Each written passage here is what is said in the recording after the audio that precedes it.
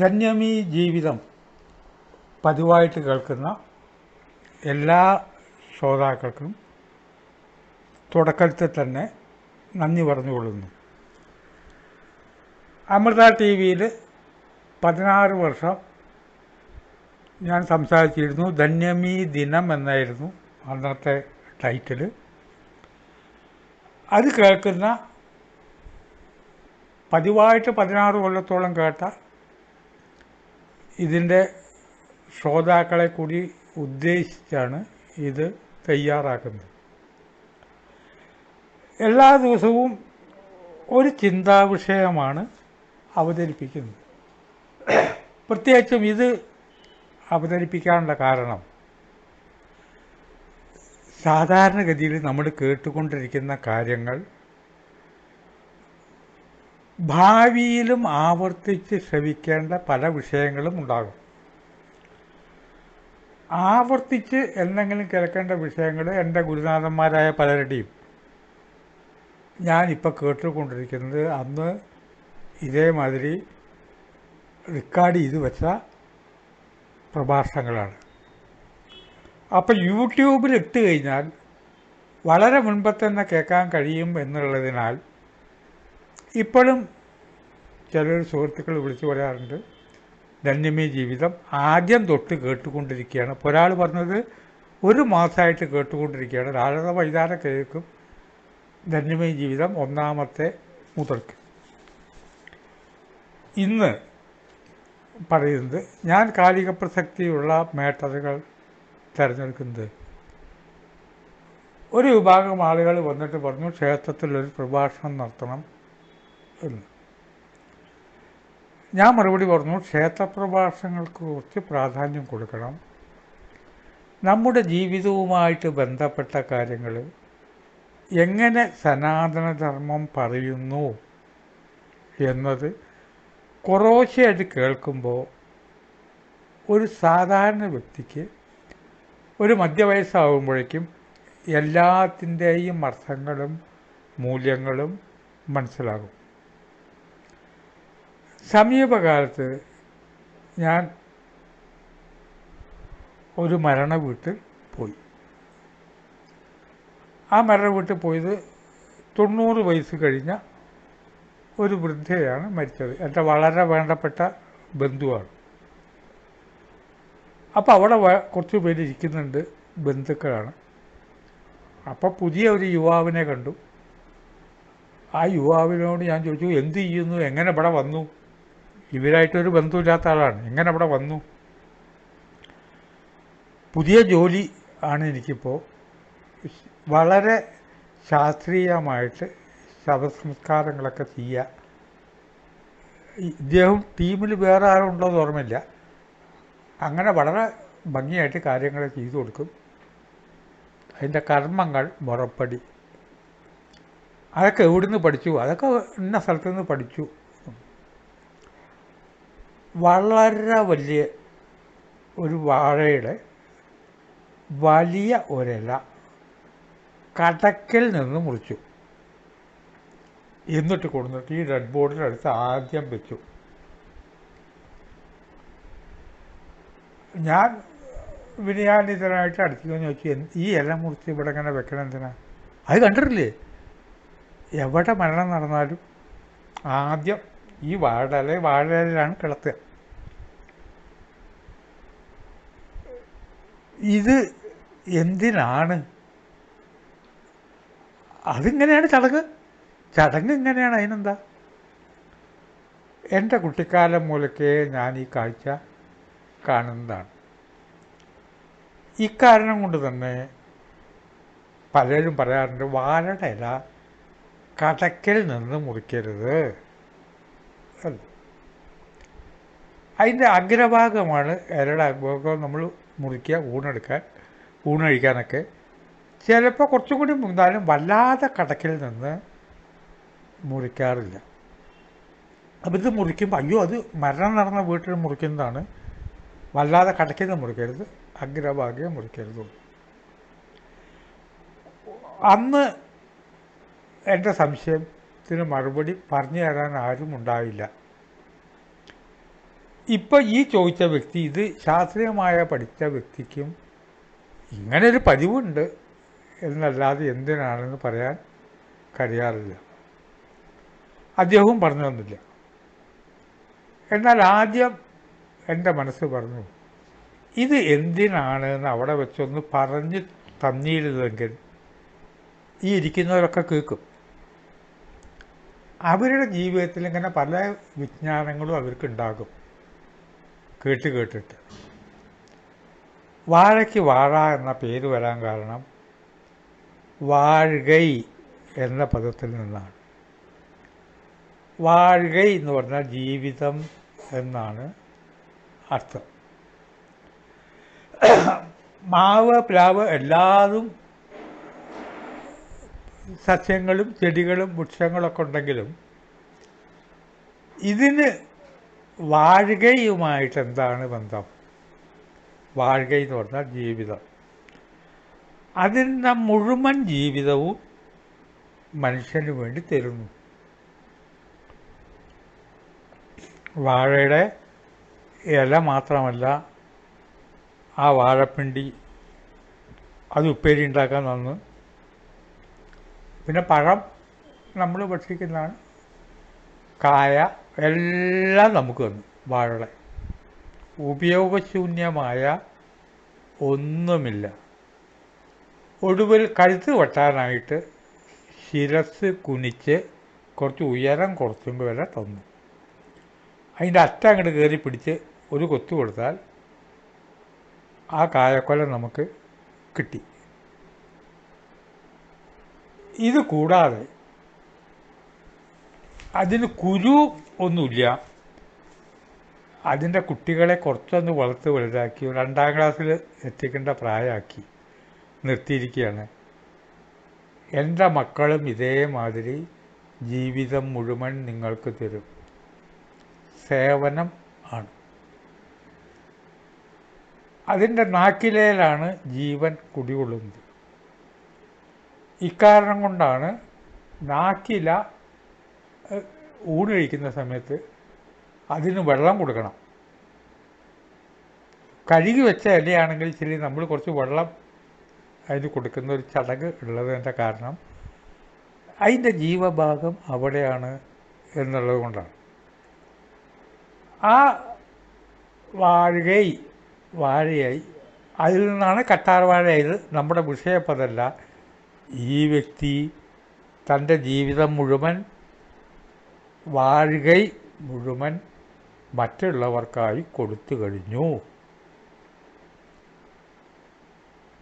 അതിൻ്റെ പ്രതീകമായിട്ട് കടക്കിൽ നിന്ന് മുറിച്ചു. ഇതുവരെയും ആഹാരം കഴിച്ചിരുന്നത് നാക്കിലയിലാണ്. ഇപ്പം ഇലയിൽ അദ്ദേഹത്തെ കടത്താൻ പോകുന്നു. കൂടാതെ ഇനി ഒരു കാരണവശാലും ഇല മുറിക്കേണ്ടി വരില്ല. ഇദ്ദേഹത്തിന് വേണ്ടി ഇനി ഇല മുറിക്കേണ്ട ആവശ്യം വരില്ല. അതാണ് ഇല കടക്കിൽ നിന്ന് മുറിച്ചത്. സാധാരണഗതിയിൽ തോട്ടത്തിൽ കയറി വ്യക്തികൾ ഇങ്ങനെ കടക്കിന്ന് മുറിച്ചാൽ ഒന്നാമത് വാഴയ്ക്ക് കേടാണ്. ഈ അർത്ഥം കൂടി അറിയുമ്പോൾ, ഒരാൾ മരിക്കുമ്പോഴാണ് അത് മുറിക്കേണ്ടതെന്നുള്ള അറിയുമ്പോൾ വാഴയ്ക്കും നല്ലത്, നമുക്കും നല്ലത്. ഇതുപോലെ എത്രയോ തത്വങ്ങൾ ഓരോരോ കാര്യങ്ങളിലും ഉണ്ട്. ഇത് അറിയാതെ വരുമ്പോൾ നമ്മൾ അന്ധവിശ്വാസത്തെ കൂട്ടുപിടിക്കും. കുട്ടിയോട് ചോദിക്കുമ്പോൾ അർത്ഥമില്ലാത്ത കാര്യങ്ങൾ പറഞ്ഞു കൊടുക്കും. വിഷ്ണു എന്താ അങ്ങനെ? വിഷ്ണു എന്ന് പറഞ്ഞാൽ ഈശ്വരനല്ലേ. അപ്പോൾ ഈശ്വരൻ എന്ന് പറഞ്ഞാൽ എന്താ? അതിപ്പോൾ ഈശ്വരൻ എന്ന് പറഞ്ഞാൽ ദൈവം. എന്നാൽ പിന്നെ ദൈവം എന്ന് പറഞ്ഞാൽ എന്താ? ആകെ പ്രശ്നമാണ്. വിഷ്ണു വേറെയാണോ ദൈവം വേറെയാണോ? വിഷ്ണു എന്താ ചെയ്യുക? വിഷ്ണു ഇങ്ങനെ ഒരിടത്ത് കിടക്കും. വിഷ്ണു അനങ്ങില്ല എന്ന് വരെ പറയുന്നുണ്ടല്ലോ. എത്രയോ പേര് പറഞ്ഞു വിഷ്ണു അനക്കമില്ല, അനന്തശയനത്തിൽ കിടക്കും. അതിൻ്റെ അർത്ഥം നമ്മൾ ചിന്തിക്കാറില്ല. വിഷ്ണുവിന് അനക്കമില്ല എന്നല്ല, വിഷ്ണു എന്ന് പറഞ്ഞാൽ എല്ലായിടത്തും നിറഞ്ഞു നിൽക്കുന്ന ശക്തി എന്നാണ് അർത്ഥം. എല്ലായിടത്തും നിറഞ്ഞു നിൽക്കുന്ന ശക്തി വിഷ്ണു അല്ലാതെ വേറൊന്നുമില്ല. നമ്മളും വിഷ്ണുവിൻ്റെ ഒരു ഭാഗമാണ്. പിന്നെ നമുക്ക് മനസ്സിലാക്കാൻ വിഷ്ണു അവതരിച്ചു എന്നൊക്കെ പറയും. വിഷ്ണുവിൻ്റെ അവതാരം ഇവിടെ മുഴുവൻ നിത്യാവതാരം എന്നാണ് പറയുക. ഇവിടെ വിഷ്ണു അല്ലാതെ ഒന്നുമില്ല. വിഷ്ണു ഒരാളെയും ഗെറ്റ് ഔട്ട് അടിക്കില്ല. കാരണം ഗെറ്റ് ഔട്ട് അടിക്കണമെങ്കിൽ വിഷ്ണു അല്ലാതെ വേറൊന്നും ഇവിടെ ഇല്ല.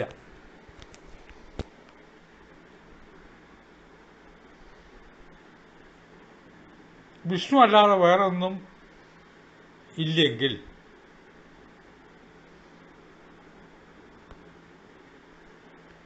പിന്നെ അനക്കമില്ലെങ്കിൽ എല്ലാം തൻ്റെ ശരീരമായതുകൊണ്ട് ശരീരത്തിൽ നിന്ന് വേറിട്ടൊന്നുമില്ല എന്നുള്ളതിനാൽ വിഷ്ണു ചലിക്കുന്നില്ല. എല്ലാ ചലനവും വിഷ്ണുവാണേ. പിന്നെ എവിടേക്കാണ് ചലിക്കണത്? വിഷ്ണുവിന് കൈ എവിടേക്കെങ്കിലും പൊക്കണോ? ആ പൊക്കുന്ന സ്ഥലവും വിഷ്ണുവിൻ്റെയാണ്. എല്ലായിടത്തും നിറഞ്ഞു നിൽക്കുന്നതാണ് വിഷ്ണു. അനന്തമാണ്. എപ്പോൾ തുടങ്ങിയെന്ന് പറയാൻ കഴിയില്ല, എപ്പോൾ അവസാനിച്ചു എന്ന് പറയാൻ കഴിയില്ല. അനന്തമായ ശക്തിയാണ്. ഈ അനന്തമായിട്ടുള്ള ശക്തി നമുക്ക് മനസ്സിലാക്കണമെങ്കിൽ, ഒരു കാര്യം നമുക്ക് മനസ്സിലാക്കണമെങ്കിൽ അതിനൊരു രൂപം കൊടുക്കണം. എന്തിലധികം ഭക്ഷ്യവസ്തുക്കൾ ഇന്നതാന്ന് വരെ പറയേണ്ടി വരും ചിലപ്പോൾ. നമുക്ക് മനസ്സിലാക്കാനാണ്. അപ്പോൾ വിഷ്ണു എവിടെ താമസിക്കണത്? വിഷ്ണു കാലം എങ്ങോട്ടാണ് വെച്ചിരിക്കുന്നത്? അനന്തം എന്ന് പറഞ്ഞാൽ എന്താണ്? അപ്പം അനന്തം എന്ന സർപ്പമാക്കി മാറ്റി. അതെന്തിനാ സർപ്പമായത്? വേറെ ഒരു ജീവിയുടെ പുറത്ത് ഇങ്ങനെ കിടക്കാമല്ലോ. ഈ സർപ്പത്തിൻ്റെ മുകളിൽ ഇങ്ങനെ കിടക്കണോ? ആദിയും അവസാനവുമില്ല. എനർജിയാണ് വിഷ്ണു. എനർജി എപ്പോഴും എനർജിയുടെ രൂപം കോയിൽ രൂപത്തിലാണ്. 3.5 ചുറ്റ് നീങ്ങുമ്പോഴാണ് കോയിൽ ആയി വരിക. 3.5 ചുറ്റ് വേണം. ഇതുകൊണ്ടാണ് കുണ്ടലിനി ശക്തി 3.5 ചുറ്റ് എന്ന് പറയുന്നത്, കോയിൽ. അപ്പം അതിൻ്റെ പ്രതീകമാണ് പാമ്പ്. നമ്മുടെ വയറിനകത്തെ കുടൽമാലകൾ കോയിൽ രൂപത്തിലാണ് കിടക്കുന്നത്. ഇലക്ട്രിസിറ്റി കോയിൽ രൂപത്തിലാണ്. ആദിയും അവസാനമില്ലാത്ത ഈ ശക്തിവിശേഷം, ആ ശക്തിവിശേഷത്തിൻ്റെ പാർപ്പിടത്തെക്കുറിച്ച് കവികൾ പറയുന്നതായിക്കോട്ടെ, പുരാണങ്ങൾ പറയുന്നു. ചിന്താമണി പ്രകാരം എന്നാണ് പറയുന്നത്. ഇത് ശിവനെക്കുറിച്ചും പറയാറുണ്ട്. ശിവൻ എവിടെയാ താമസിക്കുന്നത്? പാർവതിയും കൂടി ചിന്താമണി പ്രകാരം. അത് ശിവന്റെ പറയുമ്പോൾ മറ്റൊരു വിഷയമാണ്. അവിടുത്തെ ചിന്താമണി എന്ന് പറഞ്ഞാൽ നമ്മുടെ മസ്തിഷ്കം തന്നെയാണ്. ഇവിടെയും അത് തന്നെയാണ്. ചിന്താമണി പ്രകാരത്തിൻ്റെ പ്രത്യേകത, അവിടെയാണ് വിഷ്ണുവിൻ്റെ പാർപ്പിടം. അവിടുത്തെ ആ കൊട്ടാരത്തിൻ്റെ കല്ലുകൾ ചിന്താമണി രത്നങ്ങൾ കൊണ്ട് ആണ്. രത്നം എന്ന് പറഞ്ഞാൽ വളരെ വില കൂടിയ വസ്തുക്കൾ എന്ന് നമ്മൾ വിചാരിക്കാം. രത്നം വിഷ്ണു കാശ് കൊടുത്ത് വാങ്ങിയല്ല, വളരെ കോസ്റ്റ്ലി. ഇതാണ് രത്നം. എന്നും നിലനിൽക്കുന്നത്, കേടില്ലാത്തത്, എന്നും കോസ്റ്റ്ലി ആയിട്ടുള്ളത്, സാന്ദ്രത കൂടിയത്. ഇതാണ് രത്നം. ചിന്താമണി രത്നങ്ങളാണ് അതിൻ്റെ ചുറ്റും ഉള്ളത്. കൽപ്പവൃക്ഷത്തരുക്കളാണ്. കൽപ്പവൃക്ഷങ്ങളാണ് ചുറ്റും.